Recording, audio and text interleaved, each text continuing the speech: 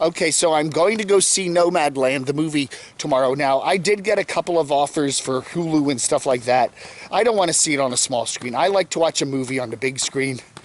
You know, I am a huge Hitchcock fan. I love Alfred Hitchcock, but I've almost seen all of his movies on little screens, you know, televisions and, you know, little tiny DVD players and stuff like that.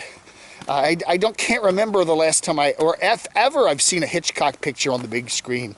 And it is a different experience to watch a movie in a theater on a large screen with all that, you know, surround sound and stuff like that. Now, I realize that Nomadland is not an action picture. We're not going to have any, you know, we're not going to see Frances McDormand in her van trying to, you know, drive across the Snake River Canyon. We're not going to see that. We're not going to see vehicles, you know, plunging down cliffs and blowing up.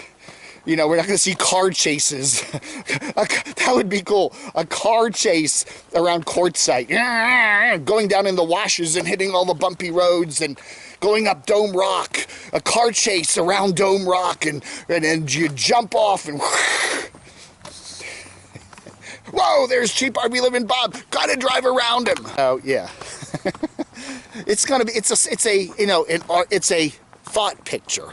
And I like movies like that, okay? I like movies that are basically, you know, intelligence. You know, I don't go for chick flicks. I'm not into chick flicks that are all these just romantic triangles and crap like that. You know, the chick flick, Christmas chick flick, you know, where the whole family comes back and reunites and then they all fight. And then they all eventually, as they're packing up and getting ready to leave, all cry and say they're sorry. You know, a lot of people here are happy to see the sun. Everybody's in a good mood saying good morning as they run by you. Anyway. Muddy Catawba River there. What was that dirty water? There's a song. I forget who did it. I love that dirty water. And then they would, you know, do it for every town, like they told the Charles River in Boston or the Potomac in D.C. or the whatever. You know, and they put that into the song. Good old Boston on the Charles River is my home. I love that dirty water. What song was that? If you know, let me know. That used to be a big staple on all the progressive rockers I used to listen to. Anyway, so my goal tomorrow when I go to the movies is to... first off, it's the first time I've been to the movies in a theater in more than a year.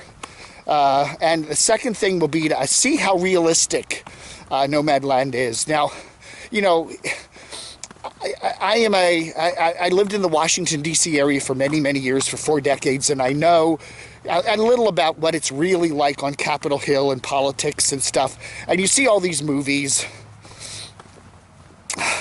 that Kevin Spacey thingy-dingy on Netflix, you know, when he's playing the president. That was so it wasn't real. There was nothing real in that. It was all phony, crappy, goofy stuff.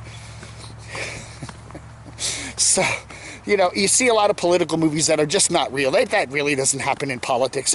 They touch on a few things.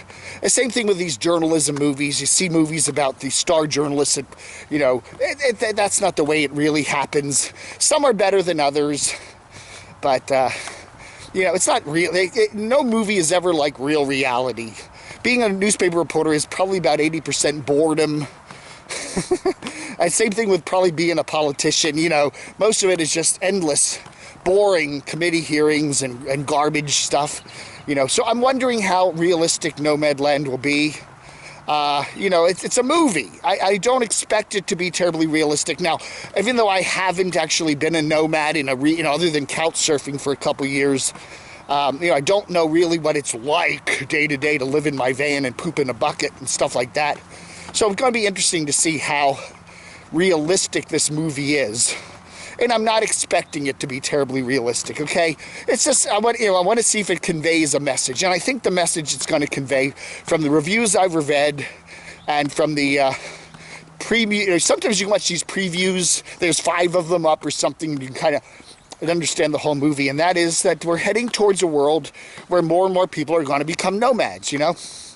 I mean, look at our big cities now. Look at Los Angeles. Right here in Charlotte, they have a whole tent city in Charlotte with hundreds of people living in tents in one park area, and they're, you know, moving them into other kinds of housing because of all the complaints.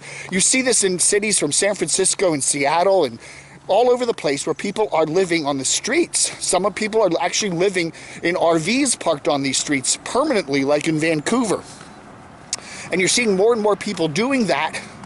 And yeah, we are going in that direction in this country because the cost of housing in so many places is so high. And the middle class is dying off. I don't want to get into politics, but there's fewer and fewer people that are in that big middle class. You're either very rich or very poor or somewhere in the working poor. You know, you can be having, that's another thing, you can have a jobby poo in this country and still be poor. You can be working your butt off and you're making $8 an hour and you can't support yourself or your family on that. No health insurance or crappy health insurance, one step away from, you know, literally you get sick and, you know, even with your crappy health insurance, you can't afford the bills. And we've seen a number of nomads having that problem. So anyway, so yeah, I think what I'm going to, my preconception of Nomadland, the movie, is dealing with something like, here's the future. Here's what could probably be the future. A world where more and more people are living as nomads that are not settling for apartments, can't afford houses, can't afford all that stuff. And they're buying inexpensive vans and they're moving out. Some of them are moving out into the Wild West, but, you know, why do you want to do that? If, you know, you want to stay near a city with its resources, right? It makes sense. If you're a poor nomad, you want to be near some city where there are food banks, where there is at least some sort of infrastructure where you can get food and get, you know, shelter if you need it, you know. If you're in a big city and there's a cold wave, like with Dallas, they open up shelters and you can go stay there. You're not out in the middle of nowhere.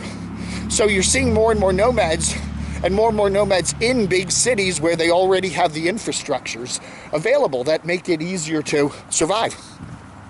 Now, this movie, Nomadland, part of it was filmed at Quartzsite a couple years ago. I think 2019, the 2019 Quartzsite, which was pre-pandemic, obviously. And it's going to be interesting to see all the famous people, all of in our little world, our little famous people. That's right. So anyway, I'm looking forward to seeing that. So.